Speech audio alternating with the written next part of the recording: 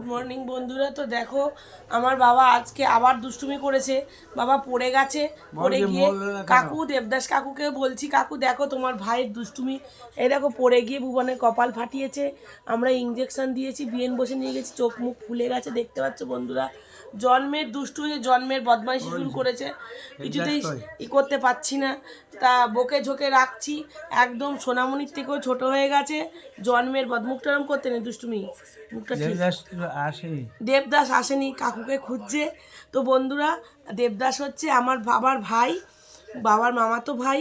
ছোটোবেলার থেকে একসাথে অনেক সময় কাটিয়েছে, ভাই ভাই তো তাই ভাইকে খুঁজছে। তা আমার বাবা পড়ে গিয়ে দেখো এরম ফেটেছে। দেখো জন্মের বদ দুষ্টুমি করে।